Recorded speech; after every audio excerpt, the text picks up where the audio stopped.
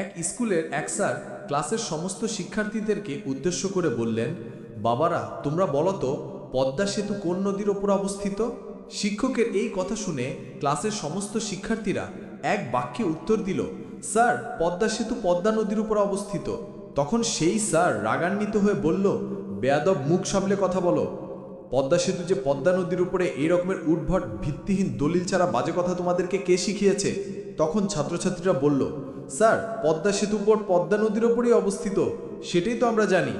তখন স্যার বলল, চুপ করো সবাই, পদ্মা সেতু হচ্ছে শীতলক্ষ্যা নদীর ওপর অবস্থিত। শিক্ষকের এই কথা শোনার পর সমস্ত শিক্ষার্থীরা বাড়িতে যেয়ে তাদের মা বাবার কাছে বিচার দিল, কেমন স্কুলে আমাদেরকে তোমরা ভর্তি করেছো?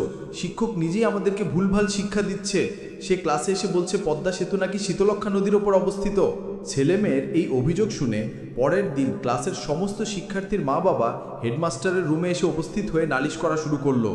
স্যার আপনি আপনার স্কুলে কেমন শিক্ষক রেখেছেন যে ছোট ছোট বাচ্চা ছেলে মেয়েদেরকে ভুলভাল শিক্ষা দিচ্ছে?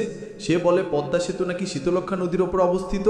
তখন হেডমাস্টার বলল, গত 3 মাস যাবৎ আপনাদেরকে এই স্কুলের বেতন দেওয়ার জন্য খবর পাঠাচ্ছি, আপনারা কেউ আসেন না। শোনেন, যে পর্যন্ত সবাই স্কুলের বেতন পরিশোধ না করবেন সেই পর্যন্ত ওই পদ্মা সেতু শীতলক্ষ্যা নদীর ওপরেই থাকবে। আগে সবাই বেতন পরিশোধ করেন।